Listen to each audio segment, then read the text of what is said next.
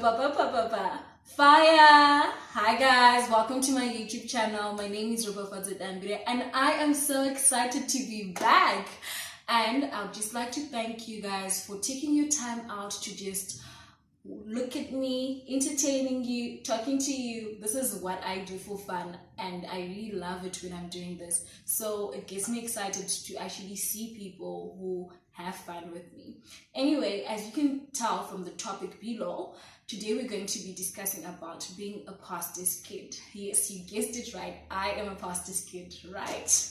I bet most of you didn't know that.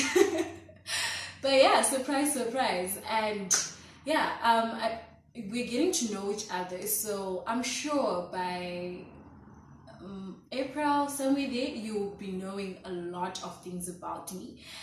But you might still not know me because until now, I still don't know, like, who's Ropa? Whom's am I? But anyway, I usually comfort myself and I say, I'm the girl. Yes, I'm the girl. Okay, no, back to serious business. Today, we're talking about being a pastor's kid. And I'm just going to get into it. I wrote some things down so that I could pour my heart down. I didn't want to just say things. I just thought that it would be better to write things down and then I could. So I'm going to be looking into this little pink book. So if you ever see this book, guys, around, please don't open it. I beg. All right, I'm going to get right into it. Being a pastor's kid. Pastor's kid, PK, Manon Fundisi, child of the preacher. All these are names I've been called most of my life. Being a pastor's kid has its many challenges, obstacles, and stereotypes to overcome. My opinion is that there are two different stereotypes. One, the perfectly angelic role models. Two, the rebels. Opposite extreme. So my story places me as a balance in between. And I'm sure like most of the people that I've met who are pastors' children, they're usually in between. There are very few who are those angelic role models, etc. Okay, so I'm one of those people who can safely say I grew up in the church. In Shona, we say in Ndakakuriram church. Yes, I'm one of those people. I've been a pastor's kid for approximately 13 years now. It's sad to say it's one of those things that doesn't come with the handbook. Like, I really wish that it could be one of those things, you know, that you could say, the book could be written, what would we name the book? Being a pastor's kid? Or how to be a pastor's kid. Then I could open to page 13 and then I could look at how you handle certain situations. But unfortunately, there's nothing like that. So I had to maneuver my life. I needed to just ask God for guidance. I needed to just be myself. And yeah, I think it worked out pretty well, I think. So firstly, I stand to be corrected. But my father became a pastor when I was only in grade 3. So I went from being a leader's daughter to being a pastor's kid. Now, how did this happen? Well, I go to church in Zim called Faith Ministries. So Faith Ministries has different, what do you call them? It has different churches all around Zimbabwe. So my family and I were going to the church in Glenview.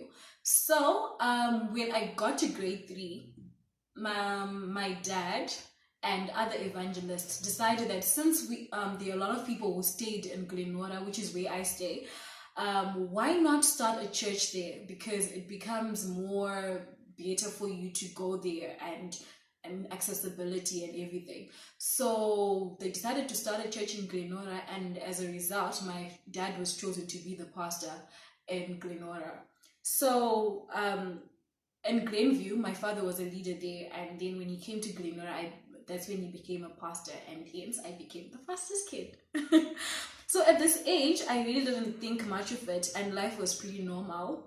But as I grew older, and by the time I was in high school, I knew this was probably one of the hardest things I would ever have to face in my life.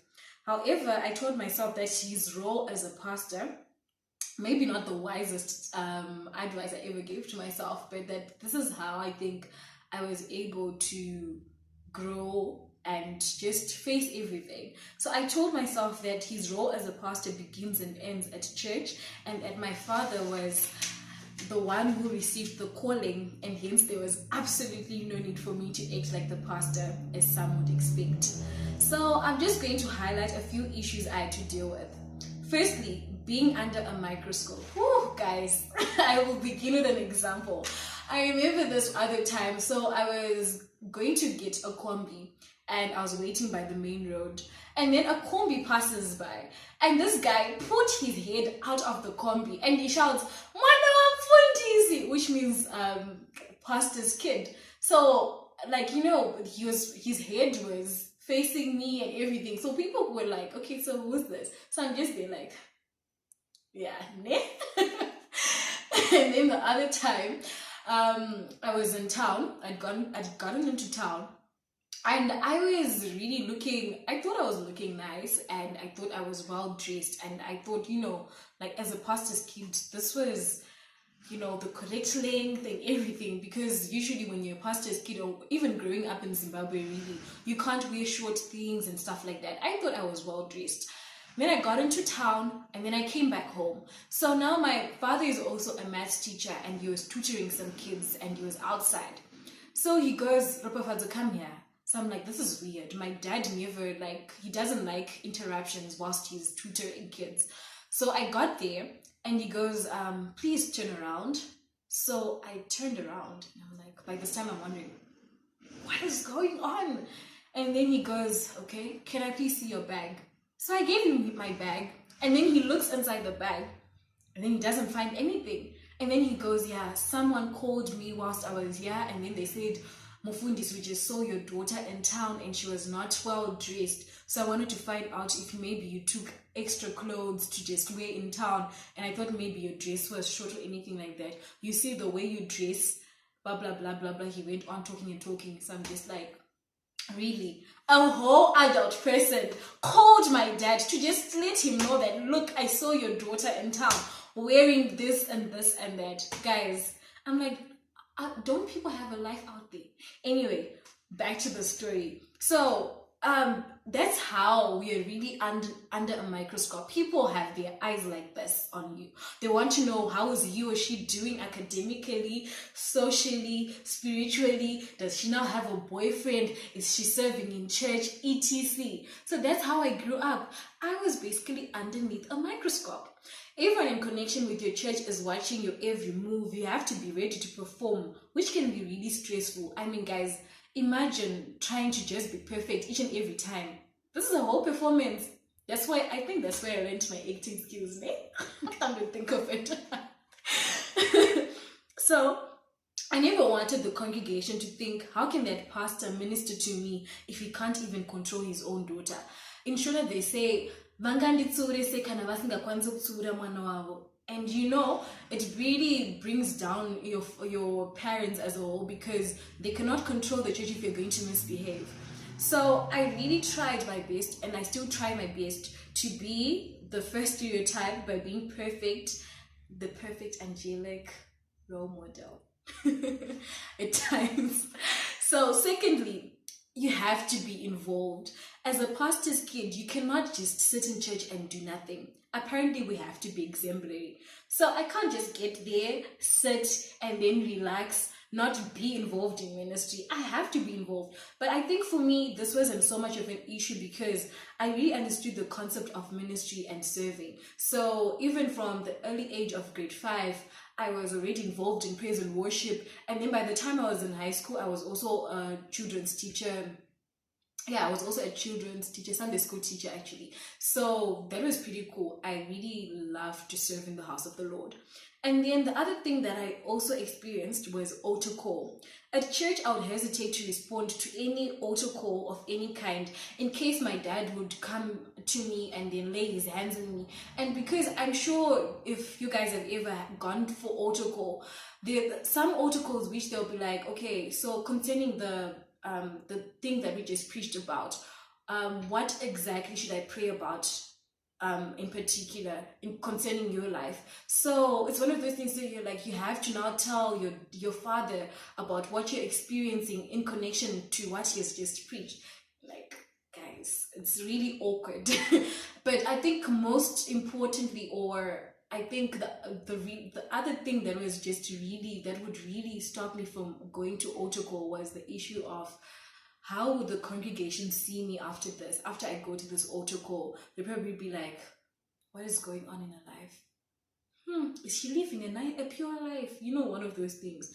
So, yeah, I really would hesitate to go to altar call. And then the other thing that I had to deal with, or that I'm still dealing with, is I'm scared of making mistakes. People always seem to wait for us to slip up. For example, the first year that I came to Namibia, so to those of you who don't know, I came to Namibia for my studies, so I'm now in my 4th year studying tourism management. But then in my first year, and I'd gone back home for the holidays, I got home and my mom, there was a whole issue about how someone had made up a story about how I was pregnant. So I was there like, how did I get pregnant? Who am I sleeping with? And how exactly did you get to know this? You are in Zimbabwe and I'm in Namibia. How do you know? So, guys, it still astonishes me. But yeah, so people are always waiting for you to slip up. They want you to make a mistake. As a result, I'm scared to make the wrong choices, and I'm scared of being a disappointment, both to my parents, the pastors, and to the congregation as a whole. And I think this is also worrying because when you get to a point where you start fearing making mistakes or being a disappointment to humans, that's where you get it wrong. Because I'm supposed to be afraid of making mistakes because I fear God, not because I fear the congregation or I fear the pastors. So this is one thing that I'm still struggling to deal with, and I'm hoping that God will help me. And then I just wish that people could understand that my shortcomings are not always a reflection of my parents. Guys, PKs make mistakes. It's inevitable. When we do, we need grace. When we show weakness, it doesn't mean our parents did not do a great job raising us. It just reveals our humanity. Guys, you have no idea. My parents raised me well. I can speak proudly of that.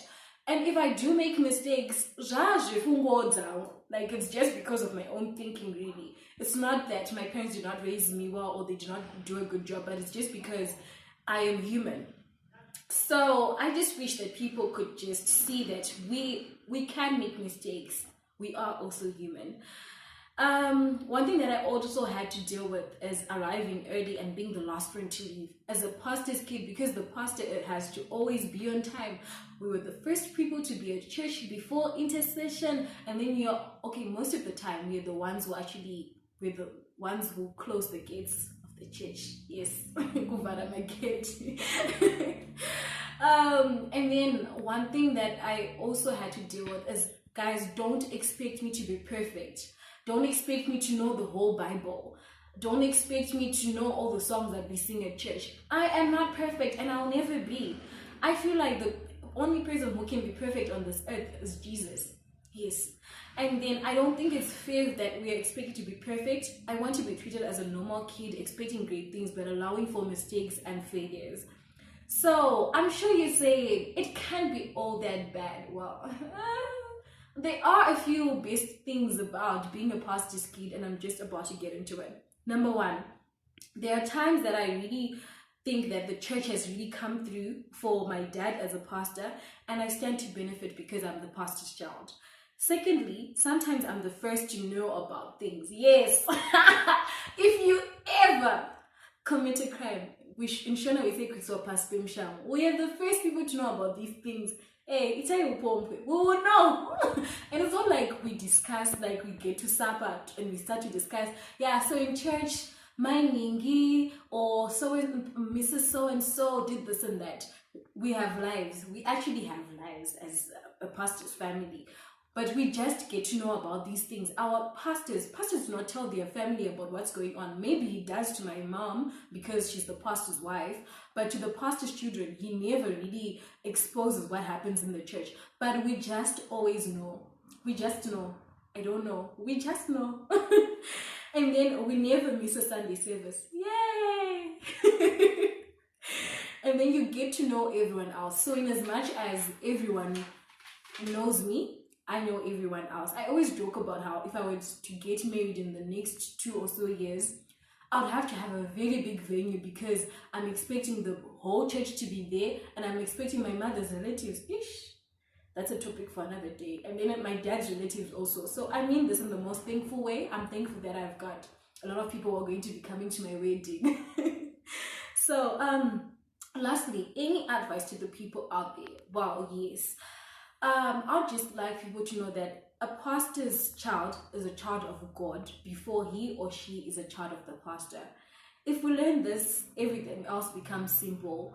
The way we treat them, the way we talk to them, it becomes really simple because we know they are prone to make mistakes. They are also human.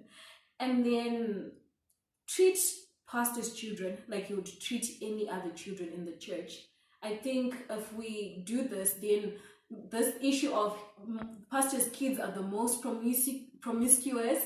Pastors' kids are the most what's the words they use? And you know, we say my name is Kanzwa. So it will stop because when you're treating them like your own, the other children in church, you don't expect, they're not a lot of expectations. So we'll learn to live normal, ordinary lives. And then to the pastors out there, remember you are a family man before you are a pastor. So when at home, be a husband, be a father, be a dad. And I think the most important thing that I forgot to mention in this video is that I'd just really like to thank my parents that in as much as they were pastors, I got to see, I respect them so much as my pastors. For me, when you ask me why my pastors, Pastor Dambire, Mama Nababa Dambire are my pastors. And I've seen them they're my spiritual fathers, they're my spiritual mothers, and then, but most importantly, they've been there for me as parents. So they do not neglect me in any way as their child. They've taught me the values that they ought to teach me as a parent and also as pastors. So I would really like to thank them for that. I'm really, really grateful. And then, guys, thank you so much for tuning in. And to all the 103 subscribers, I'm really thankful. Thank you so much. Your support means the world to me. And to those who haven't subscribed, please do subscribe. Like, share, comment. That is your job as the viewer. So I'm going to give you 3 minutes. 4. Or shall we say 4? Let me count. 1 plus 1, 2, 8 plus 2. 4 plus 4. I don't know. Hey, you don't know. I don't know. Well, that was me giving you time to subscribe. And if you haven't, make the right choice. Thank you for tuning in. Bye.